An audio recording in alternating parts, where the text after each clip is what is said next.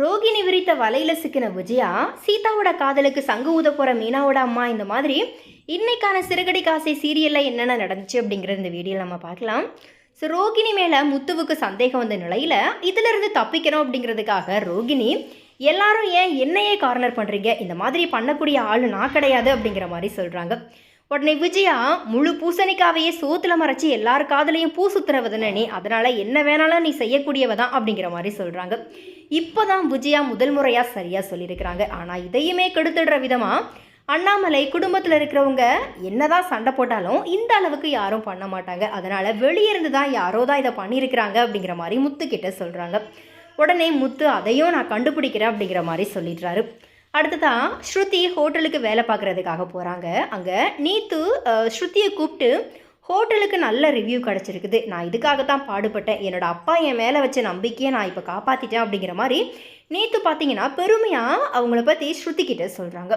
உடனே ஸ்ருதி இதுக்கெல்லாம் காரணம் ரவி தான் அப்படிங்கிற மாதிரி சொன்னதும் ரெண்டு பேருக்குமே பார்த்தீங்கன்னா வாக்குவாதம் ஆயிடுச்சு. உடனே ரவி ஸ்ருதியை திட்டிட்டு அனுப்பிவிடுறாரு. ஸ்ருதி நீங்கள் வேலை பார்க்கக்கூடாது அப்படிங்கிற மாதிரி கூப்பிட்ட நிலையில் ரவி ஸ்ருதி சொல்கிறத புரிஞ்சிக்காம நீத்துக்கிட்ட மன்னிப்பு கேட்குறாரு.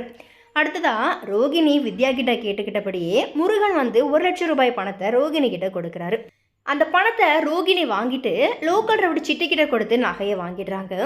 ரோகிணி வாங்கின நகை போலியான நகை அப்படிங்கிறது தெரியாம அதை எடுத்துட்டு வந்து விஜயா கிட்ட கொடுத்து ஐஸ் வைக்கிறாங்க. விஜயாவை நகையை பார்த்த உடனேயே அதை வாங்கிட்டு சந்தோஷப்படுறாங்க. அதுவும் ரோகிணி எப்படி கொடுக்குறாங்க அப்படின்னா, இந்த நகையை பார்த்ததும் உங்களுடைய சின்ன வயசு ஞாபகம் உங்களுக்கு வரும், அந்த அளவுக்கு நீங்கள் சின்ன பொண்ணாவே மாறிடுவீங்க அப்படிங்கிற மாதிரி சொல்லி விஜயாவுக்கு ஐஸ் வைக்கிறாங்க.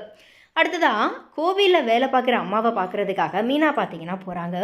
அப்படி போன இடத்துல மீனா கிட்ட அம்மா சொன்ன விஷயம் என்ன அப்படின்னா, சீதா தினமும் வெளியே இருந்து ரொம்ப நேரம் யாருக்கோ ஃபோன் பண்ணி பேசிக்கிட்டே இருக்கா, சீதாவோட நடவடிக்கைகள் இப்போ கொஞ்சம் கூட சரியே இல்லை அப்படிங்கிற மாதிரி மீனா கிட்ட சொல்கிறாங்க.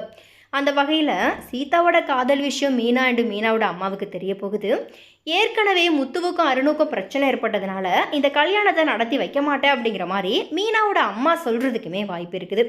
ஆனால் கடைசியில் முத்து தான் அருணுக்கும் எனக்கும் தான் சண்டை, மற்றபடி அருண் நல்லவன் தான், நான் விசாரித்து பார்த்துட்டேன் அப்படிங்கிற மாதிரி சொல்லி சீதாவோட கல்யாணத்தை நடத்தி வைக்க போகிறாரு. ஸோ இனிவே என்ன நடக்க போகுது அப்படிங்கிறத நம்ம வெயிட் பண்ணி பார்க்கலாம்.